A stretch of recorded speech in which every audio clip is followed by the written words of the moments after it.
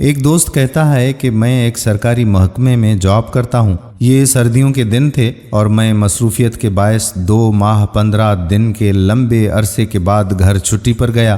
گھر پہنچا تو عید کا سماں تھا۔ ماں باپ بہن بھائی سب خوش تھے۔ میں نے اس مہینے کی تنخواہ والدہ کے ہاتھ پر رکھ دی۔ والدہ نے رقم کا کچھ حصہ اللہ کی راہ میں خرچ کرنے کی نیت سے علیحدہ کیا اور کہا کہ اس رقم سے ایک بیوہ عورت کے گھر راشن خرید کر پہنچا دینا جو دور کے ایک گاؤں میں رہتی تھیں۔ میں اسی وقت گیا اور راشن خرید کر لایا۔ گھر میں میرے لیے پرتکلف طعام کا انتظام کیا گیا تھا۔ بہن بھائیوں کے ساتھ مل کر لذیذ کھانوں کے مزے اڑائے اور سفر کی تھکاوٹ دور کرنے کی غرض سے رضائی میں گھس گیا۔ آنکھیں نیند سے بوجھل ہو رہی تھیں کہ اچانک اس بیوہ عورت اور اس کے یتیم بچوں کا خیال آیا۔ ارادہ کیا کہ ابھی جاؤں اور سامان پہنچا کر آؤں۔ طبیعت میں سستی تھی، سوچا کہ کل پہنچا دوں گا، لیکن بعد میں خیال آیا کہ میں تو پرتکلف کھانے کا مزہ لے چکا ہوں، کہیں وہ بچے بھوکے نہ ہوں۔ اسی وقت لحاف سے نکلا،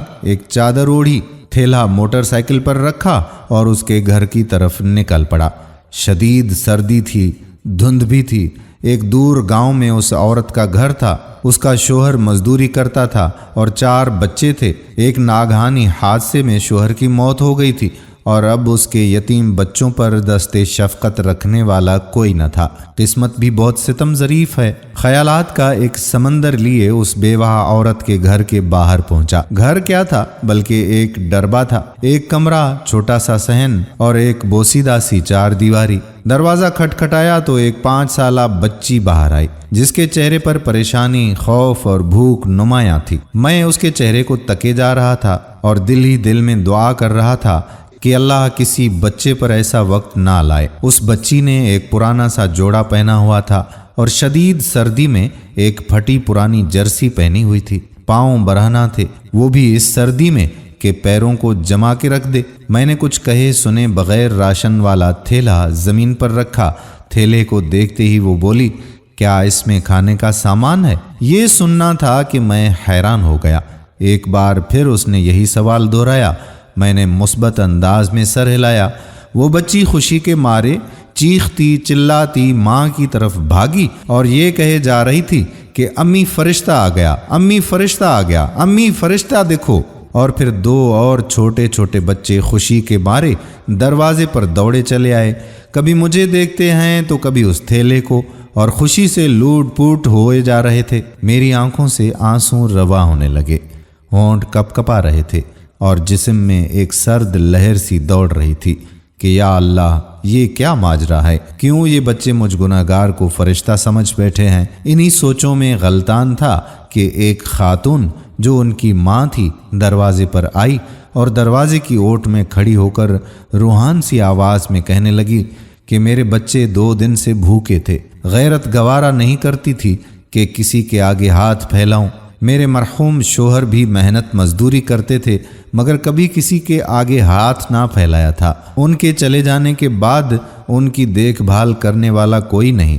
رشتہ داروں نے ہاتھ کھینچ لیے ہیں اور محلے والے بھی مدد نہیں کرتے، مگر کبھی کبھی آپ جیسے نیک دل لوگ مدد کر دیتے ہیں۔ میں 2 دن سے بچوں کو یہ کہہ کر بہلا رہی تھی کہ ایک فرشتہ آئے گا اور ہمارے لیے کھانا لے آئے گا، اسی لیے یہ آپ کو فرشتہ سمجھ بیٹھے ہیں۔ اس عورت نے اللہ کے حضور شکرانے کے چند کلمات ادا کیے، مجھے ڈھیر ساری دعائیں دیں اور شکریہ ادا کیا۔ میں وہاں سے واپس ہو لیا۔ آنسو رکنے کا نام نہیں لے رہے تھے۔